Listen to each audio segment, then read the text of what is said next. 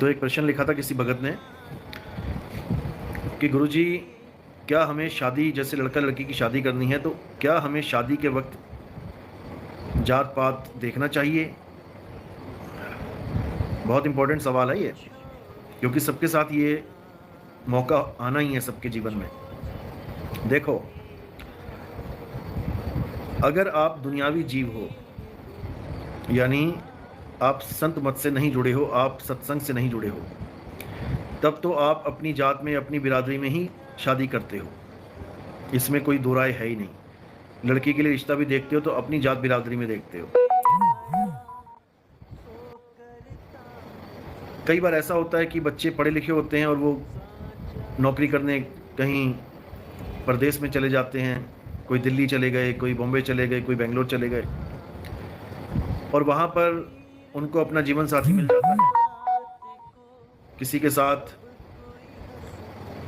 उनका प्रेम हो जाता है, रिश्ता जुड़ जाता है।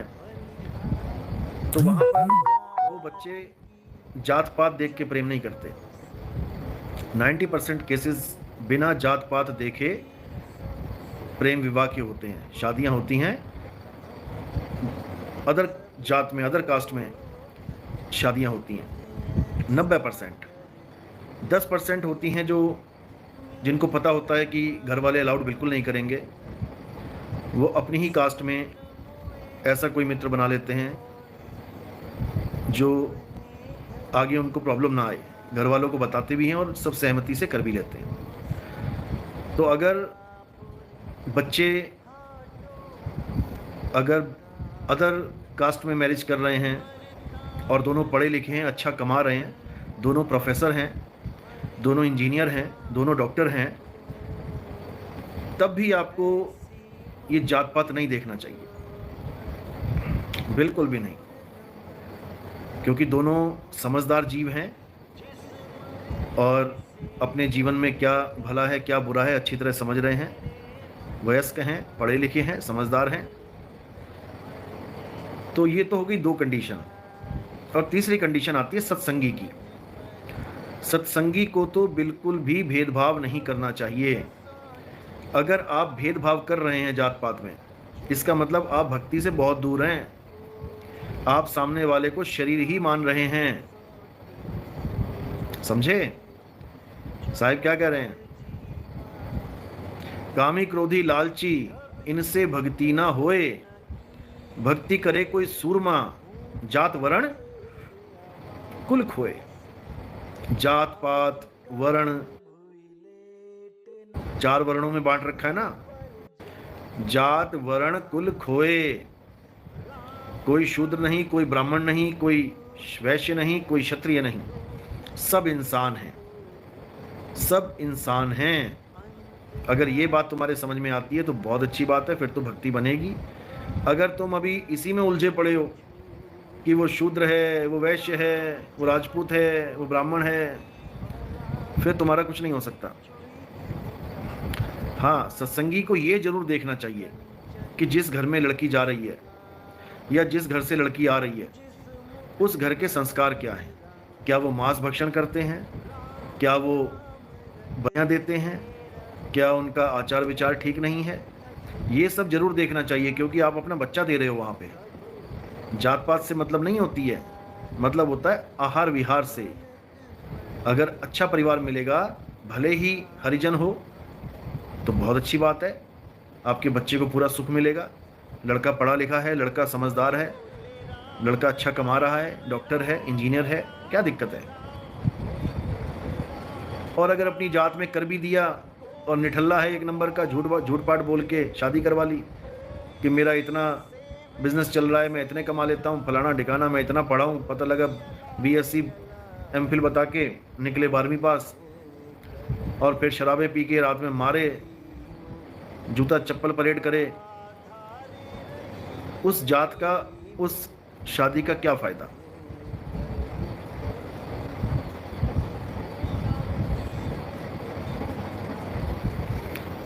तो बहुत दिक्कत हो जाएगी। जात पात में बिल्कुल नहीं उलझना है। इंसान और इंसान, बस यही देखना है। आप भी इंसान हो सामने वाला भी इंसान है, बहुत है। उसके बाद केवल गुण देखिए, ये जन्मपत्री वाले गुण नहीं कि जन्मपत्री वाले गुण देख रहे हो। गुण कौन से? जो इंसान के अंदर होते हैं। अच्छा आदमी है, सच बोलता है, कोई नशा नहीं करता, व्यभिचार नहीं करता, परमात्मा को याद करने वाला है, अच्छा कमाता है, अच्छी नौकरी है, अच्छा बिजनेस है, ये हैं गुण। इन गुणों को देखिए, ना कि पंडित जी वाले पत्री वाले गुण, जिसकी पंडित जी गारंटी भी नहीं देते। आप गारंटी मांगो, आप पंडित जी से गारंटी मांगो, पंडित जी क्या गारंटी है आपने जो गुण मिलाए हैं इससे मेरी बेटी हमेशा सुखी रहेगी, कभी तलाक तो नहीं होगा, कभी मारा मारी तो नहीं होगी, कभी झड़प तो नहीं होगी, क्योंकि गुण मिल गए हैं तो बात खत्म हो गई। आप लिख के देने के लिए तैयार हो कि मेरी बेटी हमेशा सुखी रहेगी? मैं गारंटी के साथ कहता हूं, एक भी पंडित स्टैंप पेपर पे लिख के नहीं देगा। उसको पता है स्टैंप पेपर पे लिख के दे दिया और अगर कुछ गड़बड़ हो गई तो ये केस ठोक देंगे। कभी भी लिख के नहीं देगा आपको वो, क्योंकि उसको खुद नहीं पता कि क्या होने वाला है। ये सब केवल एक गणित है और इस गणित की ही ये लोग कमाई कर रहे हैं। अच्छी बातें कमा रहे हैं, लेकिन भ्रमित मत करो। साफ बोलो कि मैंने गुण मिला दिए हैं, लेकिन असली गुण शादी के बाद मिलते हैं। लड़की में क्या गुण है लड़का देखता है, लड़के में क्या गुण है लड़की देखती है। उन गुणों के हिसाब से जीवन चलता है। प्रेम और झगड़ा उन्हीं गुणों और अवगुणों के हिसाब से होता है। इन चक्करों में बिल्कुल नहीं पड़ना है गुणों के। कितने लोग देखिए मैंने, गुणों के चक्कर में अच्छे अच्छे रिश्ते गवा देते हैं कि जी लड़के के गुण नहीं मिले। लड़का तो अच्छा है लेकिन उसके गुण नहीं मिले। अरे गुण भाई शादी के बाद मिलते हैं, शादी से पहले नहीं मिलते। सिख धर्म में कोई गुण नहीं मिलाता तो क्या उनकी शादियां नहीं टिकती? ईसाई धर्म में कोई गुण नहीं मिलाता तो क्या सबकी शादियां टूट जाती हैं? ऐसा बिल्कुल नहीं है। ईसाई धर्म में भी वो एक ही शादी करते हैं और बहुत अच्छी शादियां चलती हैं उनकी। ये तो हमें पढ़ा दिया गया है कि उनकी शादियां नहीं चलती, टूट जाती हैं। एक को छोड़ के दूसरा, दूसरे को छोड़ के तीसरा। भाई ये हमारे भारत में भी होता है, एक को छोड़ के दूसरा, दूसरे को छोड़ के तीसरा, लेकिन लोक लाजवश शादी नहीं। क्या ऐसे लोग नहीं हैं जो शादी होने के बाद भी दूसरे दूसरे रिश्तों में पड़ जाते हैं? आप अपनी ही गली में देखोगे तो आपको सबके चेहरे नजर आ जाएंगे कौन क्या कर रहा है। बस एक लोक लाज है कि शादी तोड़ते नहीं हैं, उसी के साथ रहते हैं उम्र भर। और अंग्रेज शादी करते ही नहीं हैं। जो इस प्रकार के लोग होते हैं जो एक के साथ जीवन व्यतीत नहीं कर सकते, उनको 10 पार्टनर चाहिए। एक को पकड़ा छोड़ा, दूसरा पकड़ा छोड़ा, तीसरा पकड़ा छोड़ा। उनका कल्चर ही ऐसा है। लेकिन ऐसा नहीं है कि सबका। बहुत से जिम्मेदार अंग्रेज हैं, जिम्मेदार पति हैं जो पूरा पूरा जीवन एक ही बीवी के साथ, अपने बच्चों के साथ गुजारते हैं। अंग्रेजों में भी ये संस्कार है, ऐसी बात नहीं है। सारी उंगलियां बराबर नहीं होती हैं। अंग्रेजों को बदनाम जैसे किया गया है, ऐसा नहीं है। तो शादी में गुण मिलाना इतना जरूरी नहीं है जितना लड़के के घर के, लड़के के व्यवहार के, घर वालों के गुण देखना जरूरी है। ये बहुत जरूरी है। सीधा सा फार्मूला है। लेकिन मैं यही चाहता हूं कि अगर आप इस जन्म में आए हो, इंसानी चोला धारण करके आए हो, तो भाई ज्ञान जरूर सुन लो, अच्छी तरह समझ लो, ताकि अंत समय में तुम्हारी दुर्गति ना हो। मैं बस यही चाहता हूं, क्योंकि मैं मौत से बहुत अच्छी तरह वाकिफ हूं। मुझे बहुत अच्छी तरह पता है मृत्यु क्या होती है। हालत खराब हो जाती है। जितना बड़ा कोई मंत्री संतरी कोई सोचे मैं करोड़ों का अरबों का मालिक हूं, तुम्हारी हालत खराब हो जाएगी। तुम दुनिया के सबसे बड़े भिखारी बन जाओगे उस वक्त। दुनिया के सबसे दीन इंसान बन जाओगे, जिस पे तरस खाते हैं लोग। ऐसी हालत हो जाती है। बहुत खतरनाक है मौत, याद रखना। अभी तुम महसूस नहीं कर पा रहे हो इसको, इसलिए बड़ी बड़ी बातें कर देते हो। ये जितने भी फंसाने के लिए बैठे हैं, उल जलूल ज्ञान देने वाले, मौत का सामना नहीं किया अभी इन्होंने। जिस दिन मौत का सामना हो जाएगा ना, पता लग जाएगा मौत क्या होती है, उस दिन हालत खराब हो जाएगी। जीवन में कोई गलत काम नहीं कर पाएंगे। तो भाई इन लोगों से बचना है। ऐसे 36 आएंगे, 36 जाएंगे, भी देखते जाओ। मैंने बोला था कि बरसात हो चुकी है, तालाब भर चुका है। क्षत्रिय धर्म क्या होता है? क्षत्रिय धर्म बहुत कूल होता है। देखो, आप सरहद पे खड़ा है सिपाही, बड़े आराम से, इत्मीनान से, किसी से कोई लेना नहीं, कोई देना नहीं। लेकिन जब उसे लग जाए पता कि कोई हमारे देशवासियों को, हमारे भाइयों को नुकसान पहुंचाने के लिए आ रहा है, भाई फिर तो AK-47 पूरी खाली कर देता है वो। इसी प्रकार संत महात्मा भी कूली होते हैं, उनको क्या पड़ी है किसी से मगजमारी करने की। लेकिन जब कोई जीवों की हानि करता है, 9वीं पातशाही आराम से राजपाट कर रहे थे अपना, क्या फर्क पड़ा उनको? हिंदुओं को कोई मुसलमान बना रहा है, उनको क्या फर्क पड़ता है? उनके पास चले गए लोग कि जी औरंगजेब ऐसे ऐसे ऐसे कर रहा है, मुसलमान बनाया जा रहा है हमें। अब उन्होंने वहां शहादत दी। अगर वो शहादत ना देते तो क्या करते? जो 10वीं पातशाही ने किया, फिर तो तलवार उठाते। इसका मतलब ये नहीं कि वो संत ही नहीं रहे। इसका मतलब कि सूरा सोई जानिए, जो लड़े दीन के हेत, और पुरजा पुरजा कट मरे, कब हु न छाड़े खेत। यह है इसका मतलब। जगरूप सिंह, गुरुजी जब हमारी धरती को सूरज खत्म कर देगा, जैसा साइंटिस्ट बोलते हैं, तब जितने भी जीव आत्मा है उनका क्या होगा? क्या परमात्मा उनको अपने में समा लेगा? बिल्कुल नहीं, क्योंकि ये सृष्टि रचना दोबारा होगी, और ये बाहर का सूरज नहीं है जो इस सृष्टि को, इस धरती को खत्म कर देगा। ये सूरज और धरती सबके पास है, सबके अंदर फिट है। जो पिंडे सो ब्रह्मंडे। बाहर तो केवल एक माया दिख रही है तुम्हें, असली खेल तो अंदर चल रहा है। तो ये जीव शून्य में चला जाता है जब मृत्यु होती है शरीर की। तो इसको शब्द गुरु का तो पता नहीं होता, तो कहाँ जाएगा? शून्य में समा जाता है। शून्य में समा जाता है, उसके बाद यानी जिसको निराकार कहते हैं, निराकार में समा जाता है। ये साकार सृष्टि खत्म हो जाती है और जीव निराकार में समा जाता है, यानी ब्रह्म अवस्था में आ जाता है। उसके बाद ब्रह्म अवस्था से फिर दोबारा सृष्टि प्रकट होती है, और वो फिर एक जीव अवस्था में आके शरीर धारण कर लेता है। यही हमेशा वाइस वर्सा चलता रहता है। जीव से शिव, शिव से जीव, जीव से शिव, शिव से जीव। अनंतों जन्म हो गए हमारे, आज भी हम यही बैठे हैं। क्यों? क्योंकि जीव से शिव, शिव से जीव। अगर परमात्मा हमें अपने पास ही बुला लेता तो यहां क्या करने आते?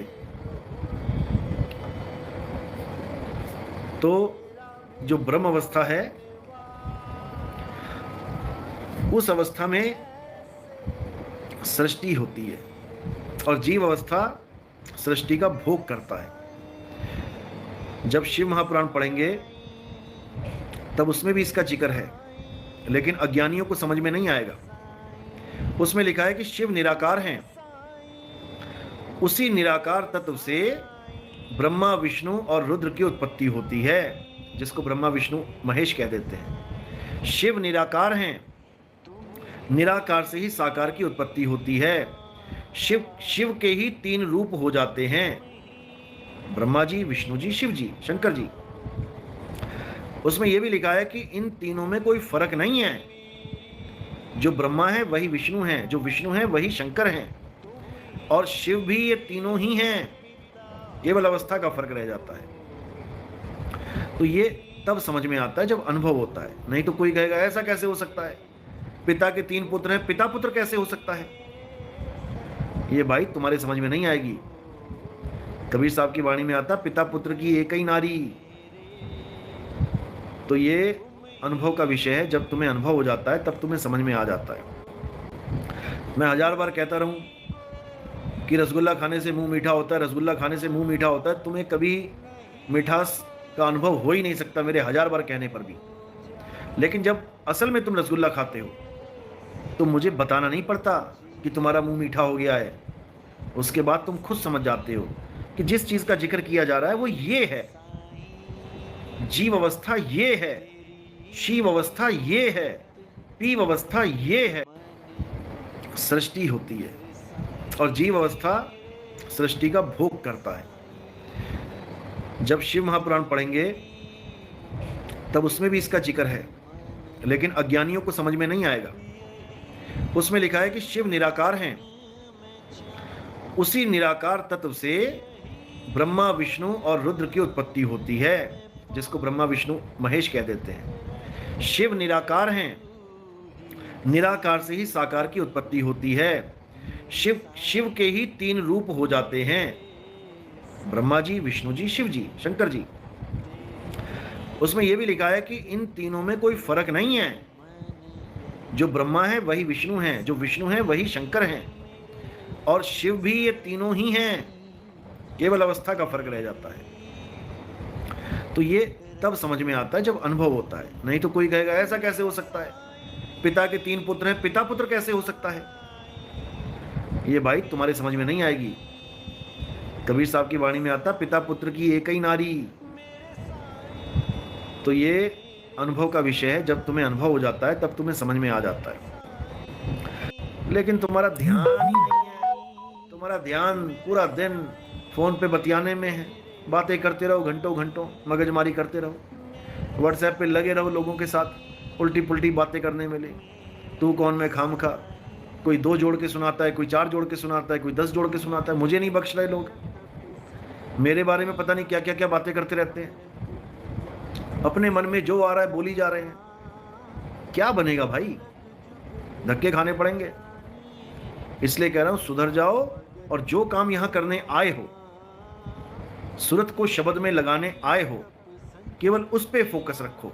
उसके अलावा तुम ये दोस्तियां, ये रिश्तेदारियां बनाने में लग गए, तुम्हें ग्रुप बाजियां करने में लग गए। सारे ग्रुप इसीलिए डिलीट करवाए मैंने, ताकि तुम 4 घड़ी भक्ति कर पाओ। 8 पहर नहीं कर पा रहे हो, कम से कम 2 पहर तो कर लो। इतना बुरा हाल हुआ पड़ा है। आप अगर उससे प्रेम करते हैं, शादी करना चाहते हैं, तो आप अपने घर वालों से बात करें और शादी कर लें, उसमें क्या बड़ी बात है। कोर्ट मैरिज करना चाहते हैं, कोर्ट मैरिज कर लें, कानून आपके साथ है। लेकिन जो भी करें, मैं तो यही कहूँगा कि परिवार की सहमति से करें और अच्छी तरह समझ बूझ के करें, क्योंकि ये जो शादी का डिसीज़न होता है, ये बड़ा सेंसिटिव डिसीजन होता है, बहुत सोच समझ के, क्योंकि इसी से आपका जीवन स्वर्ग भी बन सकता है और इसी से आपका जीवन नरक भी बन सकता है। और एक बार अगर शादी हो गई, फिर समझो कि बंधन में पड़ जाते हैं। फिर आप ऐसे नहीं छूट सकते कि आपको लगे कि भाई मेरी पट नहीं रही है, हमारी जोड़ी जम नहीं रही है, फिर बड़ा कुछ देखना पड़ेगा आपको। इसलिए पहले ही सोच विचार लो, सारे फैसले पहले ही कर लो भाई। गुरुजी, क्या ये भगवान, बिल्कुल परमात्मा तो सब कुछ जानता ही है, वो जानी जान है उससे क्या छुपा है। वो बहुत खुश हो रहे हैं कि मेरे बच्चे उस ज्ञान को प्राप्त कर रहे हैं, मेरे हंस उस ज्ञान को प्राप्त कर रहे हैं जिससे इनकी मुक्ति होगी। वो बहुत खुश हैं। चाहे कोई हिंदू है, चाहे कोई मुसलमान है, चाहे कोई सिख है, चाहे कोई ईसाई है, इससे फर्क पड़ता ही नहीं। कोई हिंदू है, वो पूजा पाठ कर रहा है, बहुत अच्छी बात है। मंदिर जा रहा है, बहुत अच्छी बात है। जल चढ़ा रहा है, बहुत अच्छी बात है। तीर्थों में जा रहा है, बहुत अच्छी बात है। हवन यज्ञ कर रहा है, बहुत अच्छी बात है। मंत्र जप रहा है, बहुत अच्छी बात है। माला फेर रहा है, और अच्छी बात है। लेकिन कब तक? कब तक? जब तक आत्मज्ञानी गुरु ना मिल जाए, तब तक। समझे? यानी बच्चा स्कूल जा रहा है, बहुत अच्छी बात है। बैग पीठ पे लाद के लेके जा रहा है, बहुत अच्छी बात है। कागज कलम लेके जा रहा है, बहुत अच्छी बात है। यूनिफॉर्म पहन के जा रहा है, बहुत अच्छी बात है। लेकिन कब तक? जब तक उसकी ये क्लासेस पूरी ना हो जाए। अब बूढ़ा हो गया, वो भी वर्दी पहन के बैग लटका के जा रहा है, कागज कलम लेके जा रहा है, किताबें लेके जा रहा है, तो उस बूढ़े पे हंसेंगे लोग कि उसको समझदार बोलेंगे। इसी प्रकार अगर कोई मुसलमान भाई नमाज पढ़ने जा रहा है, बहुत अच्छी बात है। मस्जिद में जा रहा है, अल्लाह को याद कर रहा है, बहुत अच्छी बात है। वुजू कर रहा है, बहुत अच्छी बात है। जितना कलमा है पढ़ रहा है, अच्छी बात है। लेकिन कब तक? जब तक उसको कोई रूह का ज्ञान देने वाला नहीं मिल गया, आत्म ज्ञान देने वाला नहीं मिल गया, अल्लाह के जिक्र के साथ जोड़ने वाला नहीं मिल गया। एक मैं मुस्लिम भाइयों की किताब पढ़ रहा था, उसमें लिखा था कि अल्लाह का जिक्र यानी एक पल का जिक्र, यानी एक पल की याद, यानी एक पल अगर अल्लाह से जुड़ जाएं तो वो 70 साल की नमाज से भी ज्यादा पुण्य देता है। पुण्य तो मैंने बोल दिया, वहां पर कुछ और लफ्ज है कि उससे भी ज्यादा फायदा देता है। यानी 70 साल मानो सारी उम्र ही हो गई। 70 साल तक कौन जी रहा है आजकल? 60-65 में निकल लेते हैं।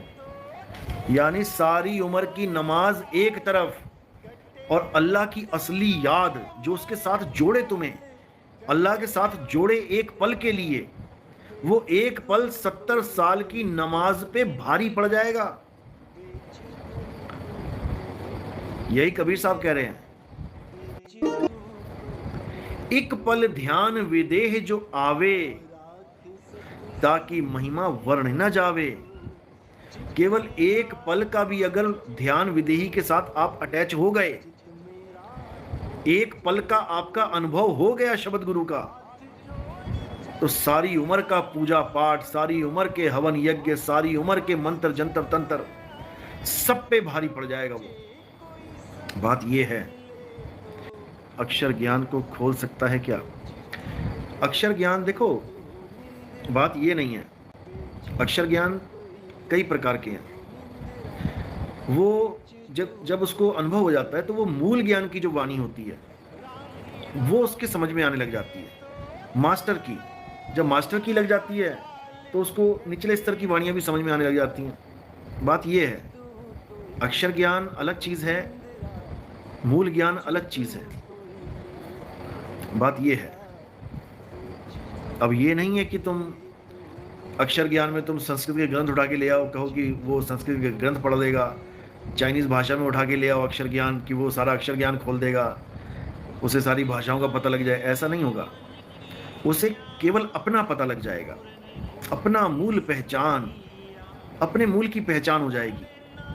अनुभव से पहचान होगी, किसी चीज को देख के नहीं। जैसे एक बोल रहा था कि 11वां द्वार कुछ है नहीं, 11वां द्वार कहते हैं समझ जाने को। बताओ, ऐसे मूर्ख है, ऐसे मूर्ख हैं।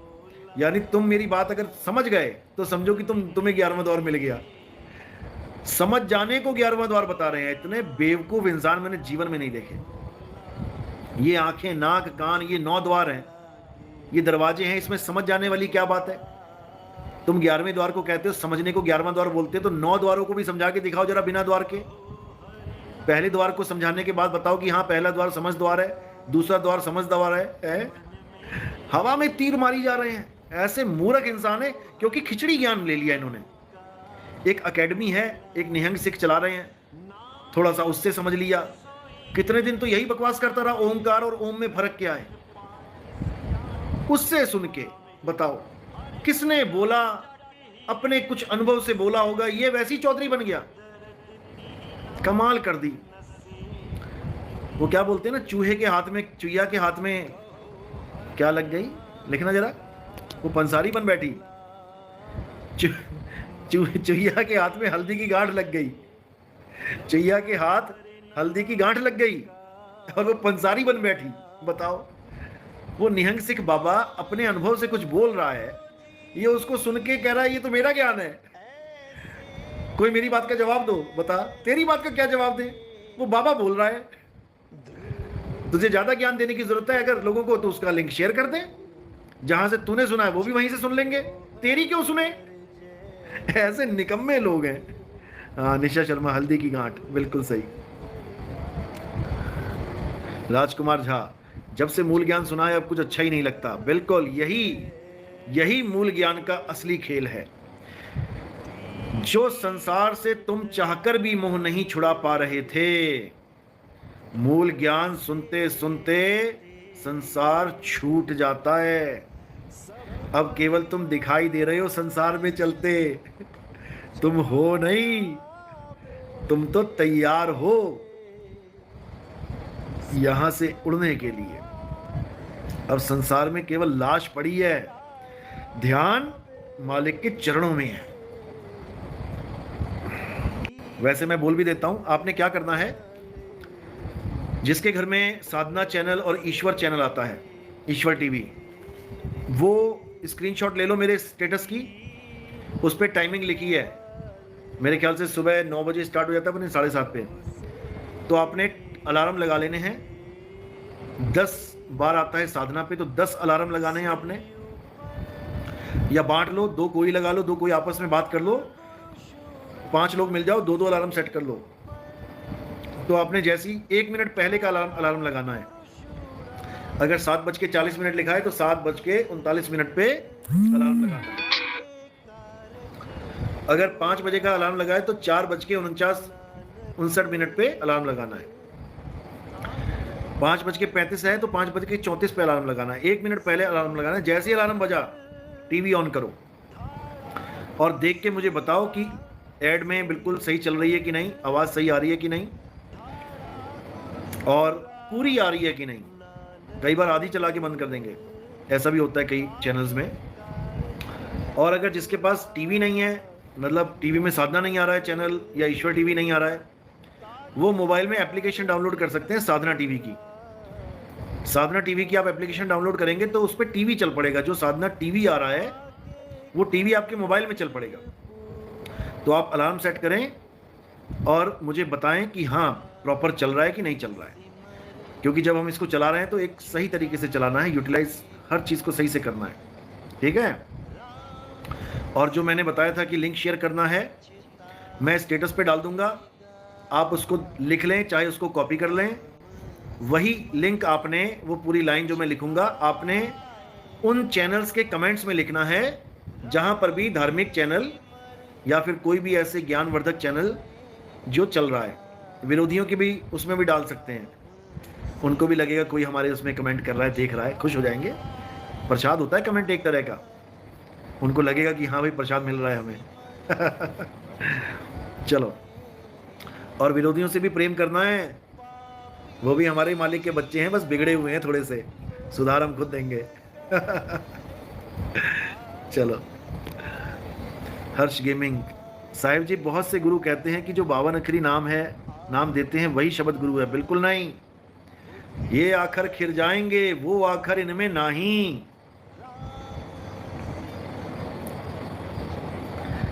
अरे रेखा नेगी, आज गुरुदेव ने काजल लगाया, काजल काजल लग गया।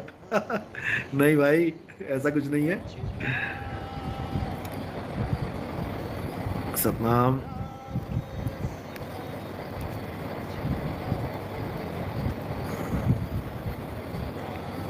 मन कर्म वचन से घात नहीं करना, बिल्कुल सही बात है, किसी के साथ नहीं करना। कोई तुम्हें गालियां देता है, सह लो, मैं तो सहता ही आ रहा हूं। 2019-20 से शुरू हो गए थे ये लोग, वैसे तो उससे भी पहले से आश्रम में कई गड़बड़ घोटाले हुए हैं, झगड़े हुए हैं। मैं तो हमेशा से हाथ जोड़ के निकल आया आगे कि भैया ठीक है, तुम सच्चे हम झूठे। अपने लिए कोई दिक्कत नहीं होती, तुम्हें कोई गालियां देता है, सह लो, सहने से पाचन शक्ति बढ़ती है। लेकिन अगर तुम्हारे सामने किसी और को तंग किया जाए, गरीब को तंग किया जाए, किसी बेकसूर को तंग किया जाए, तब तुम्हारा धर्म यही कहता है कि उठो और फिर दिखा दो अपना जलवा।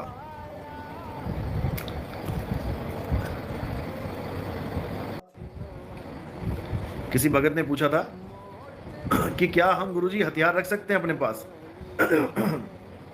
देखो, जैसे सिख धर्म है, सिख धर्म में तलवार रखते हैं वो अपने साथ, कई लोग लाइसेंसी बंदूक रखते हैं अपने साथ, कई लोग छोटी सी चाकू साइड में होता है ना, श्री क्या बोलते हैं उसको, वो रखते हैं, श्री साहिब ऐसे कुछ नाम है। तो ये गुरुओं की ही देन है, ये 10वीं पातशाही की देन है, ये श्रृंगार है। ये श्रृंगार कब बनता है? जब ये किसी गरीब को बचाने के लिए उठाया जाए, किसी बेकसूर की जान बचाने के लिए उठाया जाए, तब ये बहुत सुंदर है, तब ये बहुत सुंदर है। लेकिन किसी गरीब को दबाने के लिए उठा लिया जाए तो ये महाबदसूरत है। हथियार रखना बुरी बात नहीं है। अगर आपको लगता है कि भाई आपका कोई काम ऐसा है, कोई बिल्डर है, अब उसके जो लेन देन के सौदे होते हैं करोड़ों में होते हैं, माना कि आप 2 करोड़ रुपया अटैची में लेके जा रहे हैं, अब चोर आए, डाकू आए, पिस्तौल लगा के तुम्हारे ले गए, वहां पर तुम्हें अपनी सुरक्षा के लिए, अपने पैसे की सुरक्षा के लिए हथियार रखना पड़े तो कोई बुरा नहीं है, समझे? अपनी सेफ्टी के लिए भी हथियार रख सकते हैं। ऐसा नहीं है कि केवल गरीबों की सेफ्टी करनी है। भाई तुम भी तो एक ईश्वर के अंश हो, तुम्हारी भी तो अपनी जान है। अगर तुम्हें लगता है कि तुम्हारी जान को खतरा है तो तुम अपनी सेफ्टी के लिए, ना कि किसी को मारने के लिए, अपनी सेफ्टी के लिए आप हथियार रख सकते हैं, लेकिन कानूनी तौर पे रखें, लीगल रखें, इल्लीगल ना रखें। जैसे यूपी बिहार में भरे पड़े हैं इल्लीगल हथियार, ये काम बिल्कुल ना करें, नहीं तो पता लगा सेफ्टी की जगह तुम ही अंदर हो जाओगे। बहुत से भगत हैं हमारे जिनके पास बंदूकें हैं, बहुत से भगत हैं, अपनी सेफ्टी के लिए रखा हुआ है, कोई दिक्कत नहीं है। किसी गरीब पे मार नहीं करना है, रक्षा करनी है, बेकसूर की, निर्धन की, कमजोर की रक्षा करनी है, तो उसलिए आप हथियार रख सकते हैं, कोई दिक्कत नहीं है। और लाइव प्रोग्राम का टाइम कैसे पता करें गुरुजी? लाइव का नोटिफिकेशन आता है ना, आप कहत कबीर सुनो भाई साधो चैनल पे जब सब्सक्राइब कर लेते हो और ऑल नोटिफिकेशंस पे क्लिक कर देते हो तो अपने आप आ जाता है, नोटिफिकेशन आएगा आपके पास।